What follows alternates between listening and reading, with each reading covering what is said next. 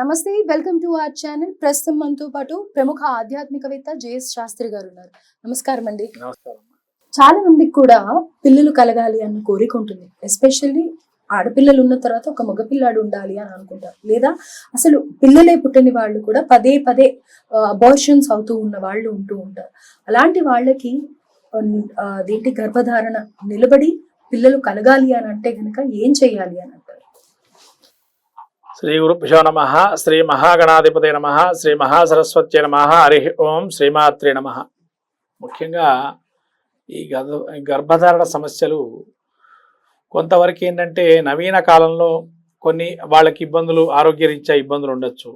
కానీ అవి కాకుండా మరి ఎట్లా అండి మనం గర్భధారణ చెయ్యాలి, మరి అది ఎట్లా మళ్ళీ గర్భధారణ మళ్ళీ గర్భస్రావం జరుగుతుంది అని అంటే ముఖ్యంగా కొన్ని పురాణాల్లోకి వెళ్తే కనుక రహస్యంగా పెట్టమన్నారు కొన్ని సంతానం కనేటప్పుడు. అది మనం పాటించటం లేదు అనుకోవడం కన్నా చెప్పకపోవటం అనేది కొంతవరకు అది ఫస్ట్ పాయింట్ నోట్ చేసుకోవాల్సిన పాయింట్. ఎందుకంటే కొంతమంది శాపాలు మనం వినే ఉంటాం. ఈ పితృశాపాలని, స్త్రీ శాపాలని, తర్వాత భ్రూణ హత్యలు అంటే పంచమహాపాతకాలు ఉన్నాయి, ఆ పాతకాలు కావచ్చు, అయితే ఈ శాపాలు కావచ్చు, ఇవన్నీ కూడా తెలుసో తెలియకో మనకు చుట్టుకుండా ఉంటాయి.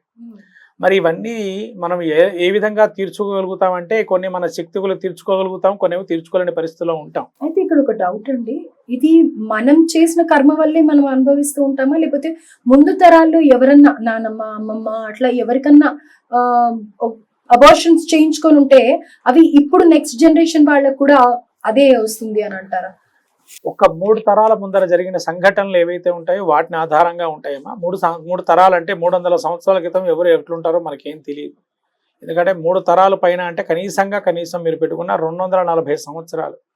అంటే ఎవరు జీవనంలో ఉన్నారు, ఎవరు ఏ విధంగా చేశారు ఏమీ మనకు తెలియదు. కాబట్టి అవన్నీ మనం గ్రహ పట్టికలో మాత్రమే చూడగలుగుతున్నాం, పూర్వజన్మ కృతం పాపం అనేటువంటిది ఏదైతే ఉందో. కాబట్టి 3వ తరానికి మాత్రం ఎఫెక్టివ్గా పనిచేస్తాయని మాత్రం తెలుసు. ఎందుకంటే అనుభవజ్ఞంగా చెప్పే విధానం ఏంటంటే ఇక్కడ ఎక్కడో ఒక దగ్గర దానికి బీజం అయితే నాటుకుంది. ఆ బీజం నాటింది వాడు బలవంతంగా జరగటమా, లేతే దాన్ని వాళ్ళు కావాలని చంపేయటమా? ఇదివరకు కాలంలో మీరు కూడా చూసుంటారు, కొన్ని కథల్లో కూడా, సినిమాలలో కూడా రకరకాలు మందులు పెట్టేసేసి మీరు ఎగ్జాంపుల్ చెప్పాలంటే మీకు సత్యనారాయణ స్వామి కథలో, ఈ కథ ఎవరు వినుండరు ఇంతవరకు. మీకు ఇది స్కాందపురాణంలో తెలపబడింది. స్కాందపురాణం వెతికితే సత్యనారాయణ స్వామి గురించి కథాధ్యాయంలో ఉంటాయి. అక్కడ మీకు 8వ అధ్యాయంలో ఒకటి చెప్పారు, 7వ అధ్యాయంలో ఏంటంటే దానిలో ఒక భాగంలో రాజుగారికి సువిశాల రాజ్యం ఉన్నా కూడా సంతానం కలగలేకుండా ఉంది. దానికి దూర్వాసుమింద్రుడు రావటం, దూర్వాసుమింద్రుడు తన యొక్క త్రికాల జ్ఞానంతో చెప్పాడు, అయ్యా రాజా, నీ మంత్రులే సొంతంగా నీకు ఈ యొక్క సంతానం లేకుండా చేస్తున్నారు, విషగుళకలు కలిపి రాణిగారికి ఇస్తూ రోజు రాత్రిపూట సంతానం లేకుండా చేస్తున్నారని చెప్పి. అంటే ఇప్పుడు ఆ పాపం వాళ్ళందరికీ చుట్టుకున్నట్టే కదమ్మా మంత్రులందరికీ. అయితే పూర్వీకంలో ఇది ఇప్పుడు ఏదైతే మన మంత్రులు ఉన్నారో మరి అంతర మంత్రులు కలిసి రాణిగారికి ఆ విధంగా విషకులుకలు కలిపి ఇవ్వటం వల్ల మరి ఆ మంత్రులందరూ దీనికి ఒకానొక కర్మ బాధితులే కదా అక్కడ కూడా.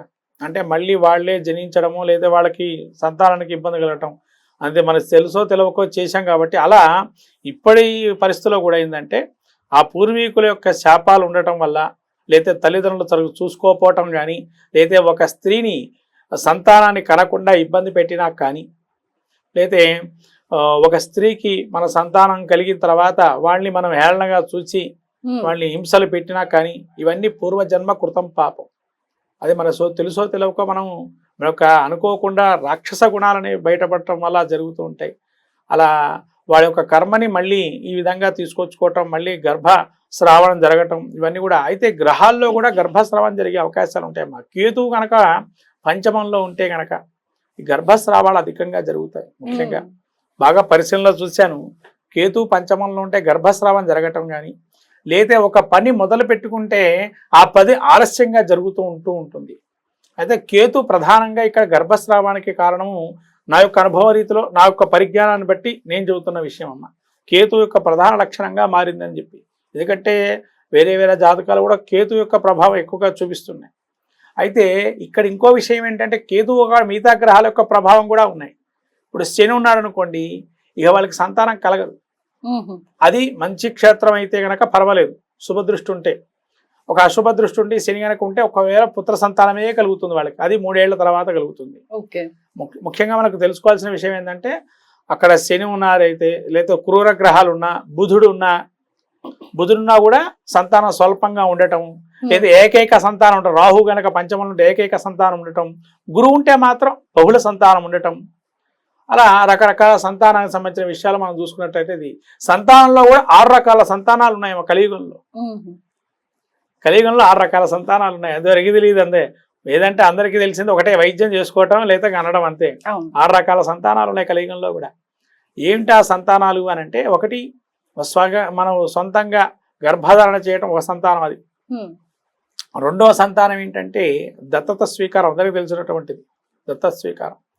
మూడవ సంతానం ఏంటంటే వాళ్ళకి గురించి వాళ్ళకు దాసీ జనాలతో కలిచేటువంటి సంతానం ఒకటి. తర్వాత ఆధునిక యుగంలో కొన్ని పరికరాల ద్వారా సంతానాన్ని కలిగించడానికి కొన్ని జీవజాలాన్ని నింపి వాటి ఇంజెక్షన్ల ద్వారా కలిగించే సంతానం ఒకటి. చిట్ట చివర అక్రమ సంబంధం, వాటి ద్వారా సంతానం కలగడం ఒకటి. మరి ఏంటయ్యా వీటి అంట సంతానం మరి ఈ విధంగా కంటున్నారు ఇవాళ కాలంలో, మరి ఎంత సత్య సంతానమేనా అంటే ఆ ఈశ్వరుడు అనుగ్రహంతో ఈ సంతానాలు కూడా ఈ రకాల సంతానాలు కలుగుతున్నాయి ప్రపంచంలో. మీకు చూశారు భారతంలో కూడా 100 మంది కుమారులు కలిగిన మనకు యొక్క ఎవరు కుంతిదేవి 5 రకాలని దేవుల్ని ఉపాసించేసి కన్నది. అలా తర్వాత మళ్ళీ మనకు ధృతరాష్ట్రుడు కూడా 100 మంది కుమారులు కనడానికి కుండలలో పెట్టి వాటిని నిక్షిప్తం చేసి కట్టి దాన్ని ఇన్ని రోజులు పెట్టిన అలా రకరకాల సంతానం పూర్వంలో ఎలా అయితే ఉన్నాయి ఇప్పుడు కూడా అలా ఉన్నాయి. మరి గర్భస్రావణం జరుగుతుంది, మరి ఇవి చెప్పటం మంచిదా కాదా అనే విషయం ఫస్ట్ విషయం తెలుసుకోవాల్సింది. ఎవరైతే ఇట్లా తరచుగా గర్భస్రావాలు జరుగుతున్నాయో వాళ్ళు ప్రపంచంలో కాదు కదా, వాళ్ళ చుట్టుపక్కల జనాలు కూడా చెప్పకపోవటమే మంచిదమ్మా. ఎందుకని అలా అంటారు? కొంతమంది కళ్ళు మంచివి కావు అని అంటాం. కొంతమంది కళ్ళు ఎందుకు మంచివి కావు అంటే కొంతమందికి సంతానానికి సంబంధించిన ఇబ్బందులు అనేవి ఉంటాయి. కొన్ని కళ్ళు మనకు కళ్ళు కూడా రకరకాల కళ్ళు ఉంటాయి దీనిలో కూడా. అంటే వాడు మంచి దృష్టితో చూస్తే కొన్ని మంచి కలిగింది అనుకోండి, వాడు చెడు దృష్టి ఇంకోడు బాగుపడేటప్పుడు చూస్తే వాడి దృష్టి అయిపోయి సంతానం కలుగుతుంది, ఇంకా వీళ్ళకి ఇంకేముంది అందరూ అయిపోయినట్టుగా అని ఒక చెడు దృష్టి పడితే మాత్రం సంతానం ఎప్పుడు నిలబడదు. మీరు అన్నట్టుగా 2-3 నెలలకే గర్భస్రావం. ఇంకోటి ఆరోగ్యపరంగా కూడా పౌష్టికాహార నియమాలు పాటించాలి, అది కూడా ఒక అందుకు. ఇది ఒకటే కాదు, అది కూడా పాటించాలి. రెండోది ఎక్కడైనా నీకు తెలిసి రాత్రి సమయంలో సంచరించకపోవటం మంచిది. గర్భవతులు ఎక్కువ బయట తిరగకుండా ఉండటం, ముఖ్యంగా అమావాస్య కానీ గురువారం కానీ మంగళవారాలు కానీ ఆదివారాలు సంచారం చేయడం, బయటికి పోవటం, ఇటువంటివి చేయకుండా నిషేధంగా పెట్టుకోవటం అనేది మంచిది. ఎందుకంటే తెలుసో తెలియక కొన్ని దాటడం వల్ల వాటి వల్ల కూడా గర్భస్రావం జరుగుతుంది. ఇలా గర్భస్రావం జరుగుతుంది. మరి ఏంటంటే దీన్ని కాపాడే పరిస్థితి ఏంటి అంటే దీనికి గర్భరక్షాంబిక స్తోత్రం ఒకటి ఉందమ్మా. గర్భరక్షాంబిక స్తోత్రం చేసుకోవచ్చు. తర్వాత సుబ్రహ్మణ్య స్వామి పడుకునే వటపత్ర సాయి ఫోటో ఉంటుంది. వటపత్ర సాయి ఫోటోకి నవనీతాన్ని దంపతులు ఇద్దరు కలిసి ఉరివురు కలిసి దానికి ఒక శ్లోకం ఉంది. ఆ శ్లోకం చెప్తూ స్వామికి నవనీతం అంటే వెన్న నైవేద్యం పెట్టి అది తీసుకోవటం, ఇది ఒకటి. ఇంకోటి ఏంటంటే మనకు ప్రయోగాల్లో కొన్ని వేరే విధాలుగా ఉన్నాయి. మళ్ళీ ఇక్కడ పాశుపత ప్రయోగాల్లో అంటే మనకు ఒక సంతాన పాశుపతం ఉంది. ఆ ప్రయోగంగా కూడా మనం సంతానం కలవచ్చు. గరికతో అభిషేకం చేయటం శివుడికి, అలా సంతానాన్ని కనడానికి అవకాశం. తర్వాత నమక చమకాల్లో అష్టమానువాకం సప్తమానువాకం అని ఒకటి ఉంటుంది. ఆ సప్తమానువాకంలో పసుపు కుంకుమతో అభిషేకం చేయమన్నారు శివుడికి. అది ఎన్నిసార్లు 8 సార్లు దాని అనువాకం చెప్పాలి. అక్కడ చెప్పి అలా అభిషేకం చేయడం కూడా సంతానానికి ఉత్పత్తి కలగడానికి, అంటే సంతానము నిలవటానికి కానీ సంతానానికి సంబంధించిన ఇబ్బందులు పడుతున్న వాళ్ళు కూడా అలా చేయటం వల్ల సంతానవంతులు అవుతారని. తర్వాత ఇంకా సంతానానికి సంబంధించి మనకు కొన్ని ఈ యొక్క ఏమంటారు కాకరకాయ గింజ పొడి చేయటం, తర్వాత కాకరకాయ గింజ ఒకటి, గుమ్మడికాయ గింజ ఒకటి, తర్వాత మళ్ళీ ఈ జీడిపప్పు గింజ, బాదం, ఇవన్నీ కూడా పొడి చేసేసేసి తేనెతో కలిపి 40 రోజులు నేను పక్కన పెట్టాల పౌడర్ మిశ్రమాన్ని పేస్ట్ లాగా చేసి. ఇలా చేయటం వల్ల కొన్ని రోజుల తర్వాత ఆ మిశ్రమాన్ని కలిపిన మిశ్రమాన్ని దేవుడికి పెట్టాలి, సుబ్రహ్మణ్య స్వామి దగ్గర పెట్టాలి 40 రోజుల పాటు. అంటే ప్రతిరోజు మీరు చెప్పినవన్నీ తీసుకోవాలి, పేస్ట్ చేయాలి, ఒక డబ్బాలో వేయాలా? లేదండి, ఒక్కసారి మిశ్రమం చేయాలా. షష్ఠి రోజు మిశ్రమాన్ని చేయాలి. షష్ఠి రోజు ఏ రోజు అయితే మంచి రోజు మీ తారాబలం చూసుకొని దీన్ని ప్రధానంగా చేయాలి. చేసిన తర్వాత దీని మిశ్రమాన్ని సుబ్రహ్మణ్య స్వామి దగ్గర ఫోటో దగ్గర కానీ లేదా దత్తాత్రేయ స్వామి ఫోటో దగ్గర కానీ పెట్టుకోవాలి. పెట్టేసేసి ఈ మిశ్రమాన్ని 40 రోజులు పెట్టాలి. అక్కడ 41 రోజులు పెట్టేసేసి దీన్ని ఔషధ గుణంగా మారుతుంది. దీనిలో మనం తినేటప్పుడు కొద్దిగా చిటికెడు నెయ్యి వేసుకొని తినాలి. ఈలోగా వీళ్ళు చేయాల్సిన పని ఏంటంటే వటపత్ర సాయి ఫోటో ఏదైతే తీసుకుంటారో ఆ యొక్క కృష్ణుడి ఫోటోని ఆరాధన క్రమంలో పెట్టుకోవాలి.